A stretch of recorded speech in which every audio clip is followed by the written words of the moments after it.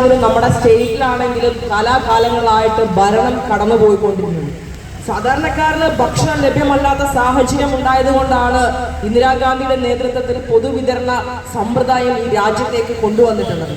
പക്ഷെ ഇന്ന് കേരളത്തിലെ ഭരിച്ചുകൊണ്ടിരിക്കുന്ന ഈ ഗവൺമെന്റ് അധികാരത്തിലേക്ക് വരുന്നതിന് മുമ്പ് നമ്മളോട് പറഞ്ഞിട്ടുള്ളത്, ഈ സംസ്ഥാനത്ത് ഇടതുപക്ഷ ജനാധിപത്യ മുന്നണിയുടെ ഒരു ഗവൺമെന്റ് അധികാരത്തിലേക്ക് കടന്നു വന്നിട്ടുണ്ടെങ്കിൽ ഇവിടെ വിലക്കയറ്റം പിടിച്ചു നിർത്തും, വിലക്കയറ്റമില്ലാത്ത ഭരണമായിരിക്കും ഈ സംസ്ഥാനത്ത് ഉണ്ടായിരിക്കുക എന്നതായിരുന്നു പിണറായി വിജയന്റെയും അതുപോലെ തന്നെ ഇടതുപക്ഷത്തിന്റെയും പ്രധാന വാഗ്ദാനമെങ്കിൽ കഴിഞ്ഞ 6-7 വർഷമായിക്കൊണ്ട് ഈ സംസ്ഥാനത്ത് വിലക്കയറ്റമില്ലാത്ത ഒരേ ഒരു സാധനം എന്ന് പറയുന്നത് കമ്മ്യൂണിസ്റ്റ് മാർക്സിസ്റ്റ് പാർട്ടി മാത്രമാണെന്ന് ഇതിന് ആമുഖമായിക്കൊണ്ട് പറയാൻ ഞാൻ ആഗ്രഹിക്കുകയാണ്. ഇതിൽ വളർച്ചയില്ലാതെ പോയ ഒരേ ഒരു സാധനം അതാണ്.